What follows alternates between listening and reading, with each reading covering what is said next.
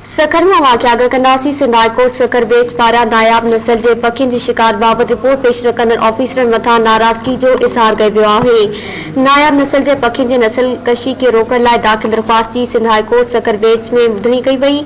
ॿुधणीअ दौरान दरख़्वास्त गुज़ार चयो त नायाब पखियुनि जो शिकार वसीले नस्ल कशी कई पई वञे। शिकार सबब जंगली जीवत से गॾु चौपायो माल भी मारियो पियो वञे। दरख़्वास्त गुज़ार चयो त जे इलाइक़े में शिकार कयो पियो वञे उतां जे रहवासियुनि जी ज़िंदगी आज़ाद थी वई आहे। पखियुनि जे शिकार के रोकराए ज़िम्मे वारनि ख़िलाफ़ कार्रवाई कई वञे। अदालत पारां नायाब पखियुनि जे शिकार बाबत रिपोर्ट पेश न कंदड़ ऑफिसरन मथां कावड़ जो इज़हार कयो पियो। सरकारी वकील ऑफिसरन जे तरफ़ां वधीक मोहलत घुरे वरिती। अदालत सरकारी वकीलन जी दरख़्वास्त ते मोहलत ॾींदे ईंदड़ ॿुधणीअ ते रिपोर्ट पेश करण जो हुकुम ॾेई छॾियो आहे। सखर में वाक़िया आगा कई पिया सिंध हाई कोर्ट सखर बेच पारा नायाब नस्ल के पखियुनि जी शिकार बाबत रिपोर्ट पेश न कंदड़ ऑफिसरन मथा नाराज़गी जो इज़हार कयो वियो आहे। नायाब नस्ल के पखियुनि जी नस्ल कशी के रोकण लाइ दाख़िल दरख़्वास्त की सिंध हाई कोर्ट सखर बेच में ॿुधणी कई वई। ॿुधणीअ दौरान दरख़्वास्त गुज़ार चयो त नायाब पखियुनि जे शिकार वसीले नस्ल कशी कई पई वञे। शिकार सबब जंगली जीवत से गॾु चौपायो माल भी मारियो पियो वञे। दरख़्वास्त गुज़ार चयो त जे इलाइक़े में शिकार कयो पियो वञे उतां जे रहवासियुनि जी ज़िंदगी आज़ाद थी वई आहे। पखियुनि जे शिकार के रोकराए ज़िम्मे वारनि ख़िलाफ़ कार्रवाई कई वञे। अदालत पारां नायाब पखियुनि जे शिकार बाबत रिपोर्ट पेश न कंदड़ ऑफिसरन मथां कावड़ जो इज़हार कयो पियो। सरकारी वकील ऑफिसरन जे तरफ़ां वधीक मोहलत घुरे वरिती।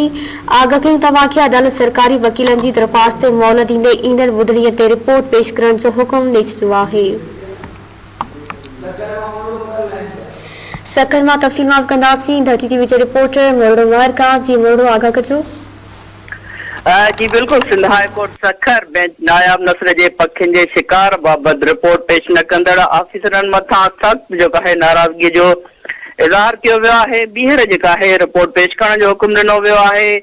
नायाब नस्ल के पखियुनि के शिकार जे नस्ल कशी रोकण जे लाइ दरख़्वास्त जी Sindh High Court Sukkur bench ॿुधणी कई आहे। ॿुधणीअ दौरान दरख़्वास्त गुज़ार के वकील अदालत के बुधायो त नायाब पखियुनि जो शिकार वसीले नस्ल कशी जेका कई पई वञे ऐं शिकार सबब जंगली जीवत से गॾु जेको चौपायो माल आहे उतां जे रहवासियुनि जो उहो बि जेको आहे मारियो पियो वञे। जंहिं करे इलाइक़े में शिकार जेको कयो पियो वञे उतां जे रहवासियुनि जी ज़िंदगी जेका आहे उहा आज़ाद थी वई आहे ऐं इहा इस्तदा कई वई आहे त नायाब नस्ल जे पखियुनि जो जेको शिकार आहे या नस्ल कशी आहे उनखे रोकियो वञे। अदालत जेको आहे रिपोर्ट जेका आहे गुज़िरियल ॿुधणीअ दौरान पेश करण जो हुकुम ॾिनो। रिपोर्ट पेश न करण ते लाॻापियल खाते जे अमलदारनि ते सख़्त कावड़ जो इज़हार कियो वियो ऐं सरकारी वकील अदालत खे इस्तदा कई त हुननि खे वधीक रिपोर्ट ॾियण जे हवाले सां मोहलत ॾिनी वञे। उन खां पोइ अदालत सरकारी वकील जी जेका मोहलत वारी दरख़्वास्त मंज़ूर कंदे ईंदड़ ॿुधणीअ ते नायाब नस्ल जो जेको पखियुनि जो शिकार थिए पियो उन बाबति ऑफिसरनि खां रिपोर्ट जेका आहे तलब करे वरिती आहे। जी महिरबानी मोरडो महर आगाह करण जे लाइ।